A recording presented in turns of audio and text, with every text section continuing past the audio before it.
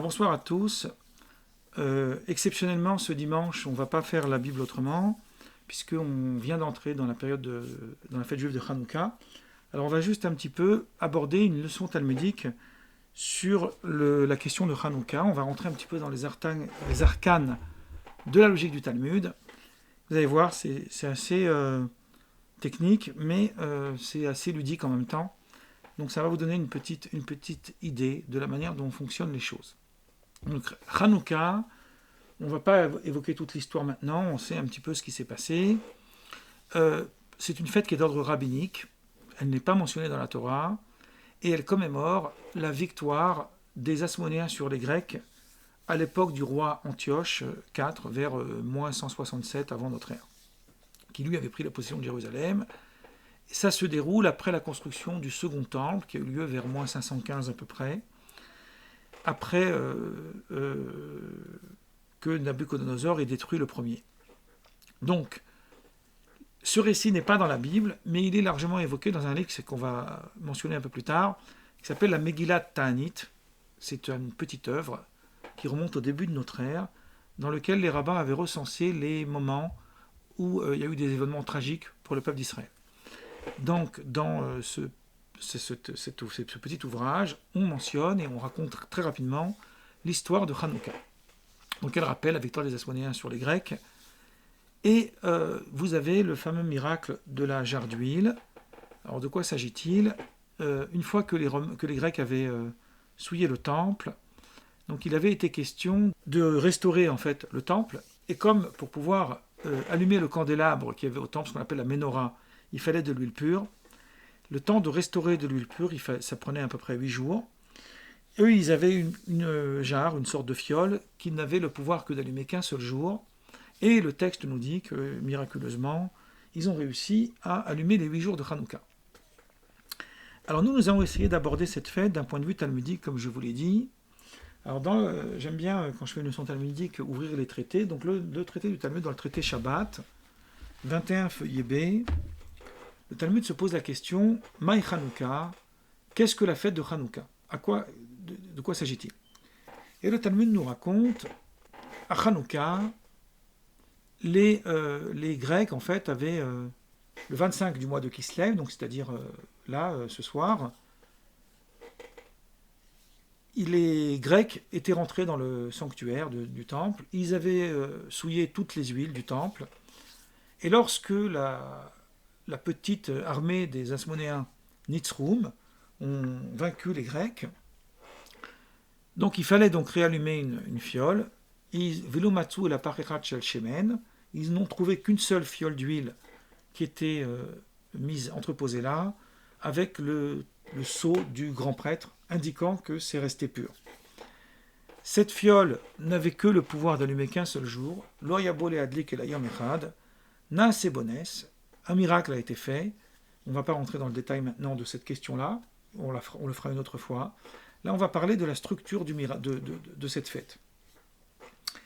Donc, il y a eu un miracle. Veidliko minush bone yami, mais ils ont réussi à allumer pendant 8 jours. Les Shana Acheret, l'année suivante, Kav on a fixé ça, on a fixé cet événement. Veas et c'est devenu des fêtes, Yamim Tovim, des fêtes, des célébrations festives, par le Hallel, c'est-à-dire par la louange à Dieu, Veoda et la reconnaissance, le remerciement à Dieu. Ça, c'est le texte du Talmud. Maïmonide, qu'on ne présente plus, il a pour mission de résumer l'intégralité de la tradition juive, l'intégralité de la tradition orale, l'intégralité de la loi. Et j'ai dit résumé, mais ici il est beaucoup plus prolixe, donc dans le Mishneh Torah de Maïmonide, il est beaucoup plus prolixe que le Talmud. Il va aborder plus longuement le récit, il va prendre son temps. Et ce qui est très intéressant chez Maïmonide, c'est que Maïmonide, il va décomposer en fait le récit en 2 parts. Une première part qui concerne la victoire des Asmonéens sur les Grecs, donc la victoire militaire, la victoire de l'armée. Et la deuxième part, le miracle, ce fameux miracle de la fiole d'huile, qu'il énumère d'une façon un petit peu étrange. Je vais laisser ça, on ne va pas rentrer dans trop de détails. Donc le premier paragraphe, chapitre 3, Le premier paragraphe concerne le récit de la victoire des Asmonéens sur les Grecs, c'est-à-dire une toute petite armée qui a eu raison d'une plus forte. Dans le deuxième paragraphe, il est question du fait qu'ils ont trouvé cette fiole d'huile et qu'ils ont réussi à l'allumer pendant 8 jours. Et dans le troisième paragraphe, il nous dit Maïmonide, je vais le lire en hébreu et le traduire, ou mipneze, et à cause de cette raison-là, qu'on vient d'évoquer, itkinu chachamim shebeoto ador, les sages de cette époque ont instauré les 8 jours de Hanouka, qui commencent à partir du 25 Kislev, donc ce soir, comme étant des jours de joie et de Hallel, des joies et de louanges. Donc il y a ici deux problèmes dans la logique talmudique, deux problèmes que soulèvent les commentateurs. Le premier problème, c'est que le Talmud semble ne pas aborder du tout la question de la victoire sur les Grecs. Il semble d'ailleurs l'occulter presque intégralement. Il focalise son analyse, sa présentation en fait de la fête de Hanouka, sur le miracle de cette fameuse fiole qui a réussi à allumer 8 jours. Alors que Maïmonide semble être plus prolixe en développant plus longuement les deux spécificités, la victoire sur les Grecs et le miracle de la fiole d'huile. Deuxième problématique qui est plus importante encore que la première question, c'est que le Talmud, il dit, Umipneze, les Shana Acheret, l'année suivante, Kav ils ont fixé ces jours comme étant des jours de Hallel, de louange, Oda'a et de reconnaissance. On parle ici beaucoup plus d'une dimension liturgique liée à la fête. Alors que Maïmonide ajoute Yeme Simcha, qui sont aussi de jours de joie. Donc, quelle est la raison de cette distinction ? La plupart des commentateurs vont nous dire que, en réalité, d'un point de vue talmudique, la fête de Hanouka, ça peut vous paraître étrange, n'est pas considérée comme une fête joyeuse. Qu'est-ce qu'on entend par une fête joyeuse ? Toutes les célébrations, toutes les fêtes suscitent normalement la joie, mais d'un point de vue de la halacha, d'un point de vue de la loi rabbinique, on entend par la joie la festivité. Par exemple, la fête de Purim. On va donner un exemple très connu, qui est d'ailleurs concomitant avec Hanouka, les deux vont ensemble, on fera une autre causerie plus tard sur le sujet, le lien entre les deux. D'ailleurs, c'est pour ça que Maïmonide, il a regroupé les lois de Purim et de Hanouka ensemble dans un même texte. Il ne les a pas séparées, comme toutes les autres fêtes qui sont séparées. Pour Purim, on s'aperçoit que Purim, c'est avant dire le plus joyeux du calendrier juif. Qu'est-ce que ça veut dire une festivité ? Ça veut dire qu'on fait un festin, on fait un repas. Or, Hanouka, on n'a pas instauré, nulle part, il est dit qu'on a instauré un repas. Certains commentateurs, comme le Maharshal, qui est un contemporain du Maharal de Prague, il s'appelait aussi Lévaï, lui, il dit, Shlomo Lévaï, il dit dans son commentaire sur le Talmud, il déduit en fait du propos de Maïmonide qu'il y a bien une notion de festivité à Hanouka. Mais la différence avec Purim, c'est qu'on n'a pas fixé de moment spécifique à la festivité. On pourrait dire que si on décide, on choisit d'organiser une festivité à Hanouka, on le fait souvent dans les synagogues, et bien cette festivité répond à cette logique-là que Hanouka a aussi une dimension joyeuse. Mais Purim, la loi a fixé réellement un festin, comme le Shabbat, où la loi a fixé un repas. Donc ce festin est spécifique à Purim. À Hanouka, a priori, il n'y a pas cette notion. Mais le Shulchan Arour de Joseph Caro, par exemple, qui est plus tardif, XVIe siècle, lui, il ne mentionne pas du tout cette opinion de Maïmonide. Il est pourtant lui aussi séfarade, il devrait la mentionner, il ne la mentionne pas du tout. Alors que le Rama, Moshe Isserles, qui lui est l'auteur ce qu'on appelle la nappe, des notes sur le code de loi de Joseph Caro pour l'univers ashkénaze, il ne dit pas que telle est la loi, mais il le mentionne quand même. Il mentionne quand même cette spécificité.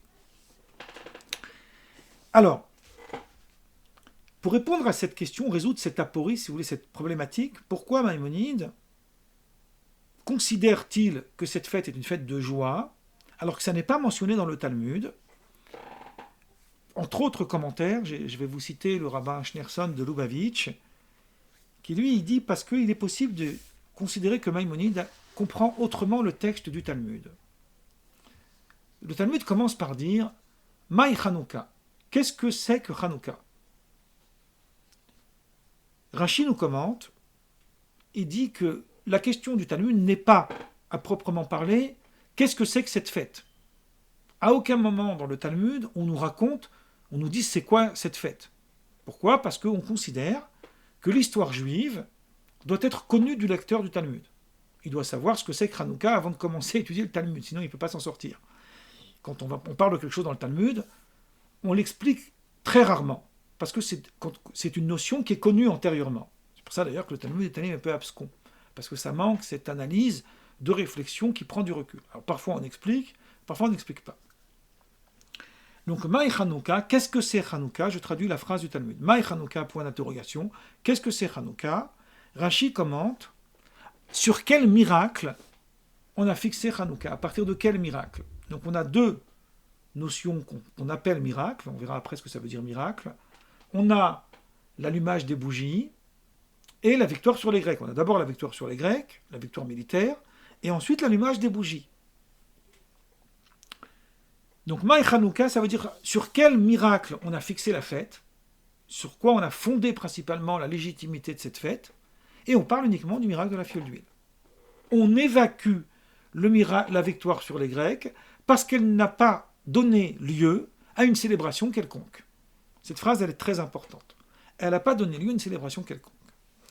Tandis que pour Maïmonide, en réalité, Maï Chanouka, il faut le comprendre autrement. Le rabbin, donc Schneerson, nous dit que Maï Chanouka, qu'est-ce que ça veut dire? Ça veut dire en fait, qu'est-ce que c'est que Chanouka?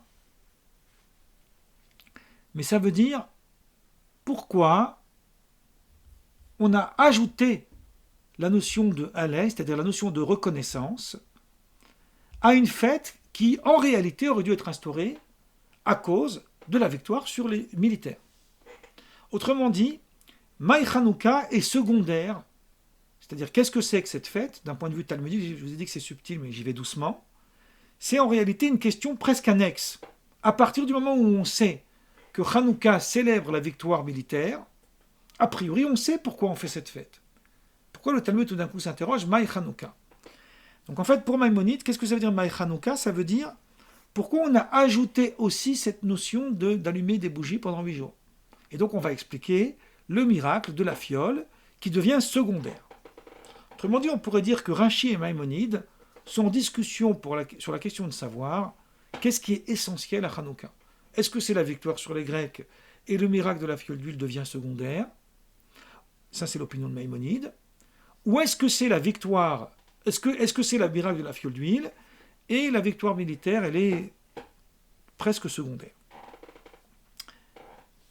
Il y a, je vous avais parlé au départ, une œuvre qui a été écrite au début de notre ère, qui s'appelle la Megillat Ta'anit, et qui semble être plus prolixe que le Talmud, et qui semble davantage se rapprocher de la logique de Maïmonide. Elle ne mentionne pas l'idée que Hanouka est une fête joyeuse, c'est vrai qu'elle ne le mentionne pas, mais elle prend beaucoup plus son temps pour parler de la victoire sur les Grecs.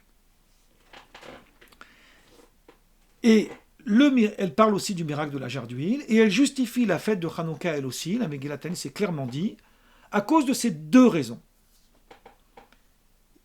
Je vais ajouter quelque chose ici, qu'en réalité on peut avoir une lecture très différente du passage du Talmud que ce que je vous ai dit jusqu'à maintenant.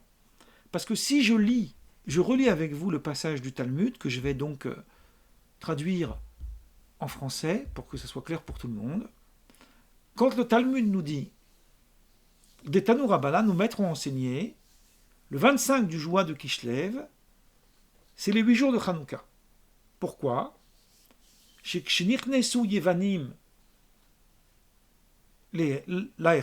Lorsque les Grecs sont rentrés dans le temple, ils ont souillé toutes les huiles du temple. Effectivement, on voit ici qu'il met en avant le miracle de la fiole d'huile. Mais juste après, il ajoute Ukeshe Gavra Malchut Bet Hashmonai, Venitzrum, lorsque les Asmonéens ont été plus forts, ont eu raison en fait des Grecs, et qu'ils ont donc eu la victoire, obtenu la victoire, Batku velomatsu et la parechat shel shemen. Ils ont cherché de l'huile pure, ils n'ont trouvé qu'une seule fiole, et le miracle a été qu'ils ont réussi à allumer 8 jours. Donc on voit bien qu'en réalité, contrairement à ce que j'avais voulu vous dire tout à l'heure, mais c'est fait exprès, c'est pas tout à fait vrai que c'est pas mentionné. On voit bien qu'on mentionne aussi la victoire sur les Grecs. La seule question qu'on peut se poser, c'est est-ce que ça justifie aussi une fête ou pas? On a vu que pour Maïmonide, oui. Pour le Talmud et Rashi a priori, et Joseph Caro dans le Shulchan Aruch, il semblerait que non. Alors pour répondre à cette question, pour expliquer un petit peu la logique globale de ce sujet, je vais moi-même vous poser une autre question plus globale encore. Je vais vous donner 2 exemples, on pourrait me dire 3, mais on va d'abord donner 2 exemples. Vous avez dans l'épisode de la Torah ce qu'on appelle le combat, la guerre, avec le peuple des Amalécites. Qui était Amalek? Amalek, c'était un roi qui est, d'un point de vue de l'archétype juif, on va dire le père fondateur de l'antisémitisme, puisque c'est Amalek qui empêche en fait Israël d'accéder à la montagne du Sinaï après la sortie d'Égypte. Donc le verset nous raconte qu'il y a eu un combat, il y a eu une guerre, qu'Israël a gagné, et ensuite il y a un commandement, une injonction qui est valable pour toutes les générations futures, même si le peuple des Amalécites n'existe plus, qui est de ne pas oublier la mémoire justement des méfaits d'Amalek et de détruire ce peuple. Heureusement que ce peuple n'est plus visible à notre époque. Je vous invite à voir mon livre de la violence juive où je parle de ça longuement. Mais une question ici m'interpelle. Pourquoi cet événement, qui semble être un événement majeur, puisque sans lui, la Torah n'aurait pas pu être donnée à Israël, n'est pas du tout célébré dans le calendrier juif? Si vous allez dans les synagogues, vous demandez aux gens, mais ça s'est passé quand cet événement? Personne n'est capable de vous le dire. Et cerise sur le gâteau, j'ajoute encore une chose encore plus grave encore que ce que je viens de dire avant. Ici, grave, c'est pas dans le sens de quelque chose de terrible, mais dans le sens au contraire de montrer l'intérêt de la chose. Josué, au tout début du livre, après la mort de Moïse, on nous raconte dans le livre de Josué l'histoire de la conquête d'Israël. La conquête d'Israël, elle est essentielle à l'organisation du peuple juif, dans le contexte politique sur sa terre. On a beaucoup abordé ça dans des séances précédentes. Or, il se trouve que cet événement, là encore, n'est pas considéré comme une fête. Il n'est pas célébré. J'ouvre une parenthèse ici qui interpelle. Lorsqu'il y a eu la création de l'État d'Israël en 1948, tout le monde sait que ça s'est passé dans le calendrier juif le 5 Iyar, parce qu'on célèbre le 5 Iyar au même titre que les Américains célèbrent le 4 juillet, que les Français célèbrent le 14 juillet, parce que l'indépendance d'un pays suscite une instauration d'une célébration. Mais il se trouve que le monde religieux, plus particulièrement le monde sioniste religieux, a récupéré cet événement et l'a introduit dans le calendrier religieux de certaines communautés. Par exemple, les chassidim qui ne sont pas d'accord avec l'idéologie sioniste, ils ne vont pas du tout fêter cette fête. Mais la chose amusante, c'est que dans le calendrier juif antérieur, on ne célèbre pas la création de l'acquisition, de la conquête, si vous voulez, de la terre d'Israël. Alors que c'est quand même très important. Et je vous avais dit 2 exemples en 3, je vais en ajouter un 3e qui est moins important, mais qui est beaucoup plus important au niveau de ma logique, mais disons moins important au niveau de ce que je vais dire, vous allez comprendre tout de suite. Pessah, la sortie d'Égypte. Que fête-t-elle? Qu'est-ce que nous voulons fêter à Pessah? A priori, nous fêtons la délivrance d'Égypte, donc la fin de l'esclavage. Nous étions des esclaves en Égypte, Dieu nous a fait sortir d'une main puissante et d'un bras étendu, et maintenant nous ne sommes plus esclaves, donc nous célébrons Pessah. Mais existe-t-il une célébration qui célèbre la victoire d'Israël sur les Égyptiens, qui ont été engloutis dans la mer? Eh bien, non seulement que ça n'est pas célébré, mais mieux encore, les textes rabbiniques jusqu'au code de loi nous montrent, ça s'exprime dans différents rituels, que la joie de la fête de Pessah, elle a été amoindrie, tout simplement parce que les Égyptiens ont été vaincus. Il y a ce fameux passage du Talmud qu'on retrouve dans le Midrash, qu'on mentionne beaucoup dans les synagogues, que lorsque les Hébreux ont traversé la mer à pied sec, les anges célestes ont célébré une louange à Dieu, et Dieu leur a dit, la créature de mes mains est en train de s'engloutir dans la mer, et vous chantez. Vous n'avez rien trouvé d'autre à faire que chanter maintenant. Autrement dit, la célébration de la joie de Pessah, elle a été amoindrie parce que les Égyptiens ont été engloutis. De mon point de vue, ça nous ramène à une chose, à une idée fondamentale, que on va éviter le plus possible dans le calendrier juif de célébrer les victoires. Ce n'est pas forcément une chose évidente de célébrer une victoire pour le peuple juif. Donc voilà pourquoi à Hanouka, on va tout faire pour amoindrir le miracle, entre guillemets, parce que ce n'est pas vraiment un miracle, vous verrez tout de suite pourquoi, des Grecs, des Asmonéens qui ont vaincu les Grecs qui avaient voulu souiller le temple et helléniser le peuple juif, et on va surtout mettre en avant ce petit miracle anecdotique d'une fiole d'huile qui devait allumer qu'un seul jour, mais qui a réussi à allumer 8 jours. Je disais donc tout à l'heure, ce n'est pas vraiment un miracle. Les commentateurs juifs, c'est très intéressant, parce que ça nous ramène un peu à notre époque actuelle, disent qu'il arrive souvent qu'une petite armée, beaucoup mieux organisée qu'une armée puissante, puisse gagner une guerre. Ce n'est pas quelque chose de tout à fait surnaturel. Et quand on voit aujourd'hui ce qui se passe en Ukraine, on peut faire des similitudes. Revenons à notre histoire. Maintenant, on va poser donc la question à l'envers. Pourquoi alors Maïmonide? Alors, je vais ajouter une phrase, excusez-moi, pour ne pas être confus. Si on prend les deux natures d'événements, on pourrait dire la victoire sur l'ennemi est une victoire physique. Ça correspond à une réalité existentielle, matérielle et physique du peuple juif. C'est le peuple juif qui est en danger lorsqu'il est en guerre. Lorsqu'il commet la victoire, donc il est sauvé d'un danger qui pourrait atteindre son corps. Tandis que le miracle d'une fiole d'huile qui a été capable d'allumer 8 jours rappelle quelque chose de beaucoup plus, on pourrait dire, de beaucoup plus spirituel. C'est ce que les commentateurs juifs expliquent, la différence qu'il y a entre les âmes et les corps. Cette distinction fondamentale entre les deux. Donc on pourrait dire que la victoire sur l'ennemi rappelle en fait le corps, et la victoire, le miracle de la fiole d'huile rappelle la dimension liée à l'âme, liée à la neshama, liée à la dimension spirituelle. Donc la joie, ici on avait dit la joie c'est le festin. Il y a bien sûr, il existe une joie spirituelle, mais ça c'est valable dans tous les actes spirituels que l'homme accomplit. Mais une joie spécifique à la fête, comme quand les chrétiens fêtent Noël, ils vont se réjouir, ils vont faire un festin. Pareil pour le 31 décembre. Donc c'est une idée répandue, universelle. Quand on est dans une fête et qu'on veut se réjouir, on va se marier par exemple, on va faire une célébration avec un repas festif, etc. Donc la simcha, la joie, elle renvoie ici à la matérialité. Donc voilà pourquoi on évacue cette notion, parce qu'on veut donner à Hanouka une dimension spirituelle. Mais pourquoi alors Maïmonide mentionne aussi cette idée? Pourquoi lui, il prend ses distances sur tous les autres commentateurs que j'ai pu lire, et il dit non, Hanouka c'est aussi une fête joyeuse. Et je vais répondre en 2 minutes à cette question de la manière suivante. Maïmonide, il est le seul auteur juif qui s'est intéressé à produire une loi juive qui englobe l'intégralité de la tradition juive, c'est-à-dire y compris les commandements qui nous ramènent à l'époque où le peuple juif était souverain sur sa terre, où il y avait un pouvoir politique. Le code de loi de Joseph Caro n'en parle pas du tout. Il n'y a aucune mention dans l'intégralité du code de loi qui est appliqué par les Juifs de nos jours de tous les commandements qui étaient applicables à l'époque du Temple et à l'époque de la souveraineté politique. Là aussi, je vous invite à mon livre de la violence juive.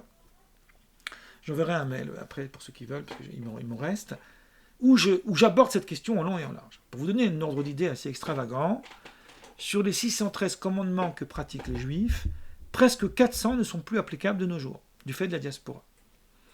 Pour Maïmonide, la diaspora n'a pas mis un terme à la réalité existentielle du peuple juif tel qu'il est organisé dans son cadre politique.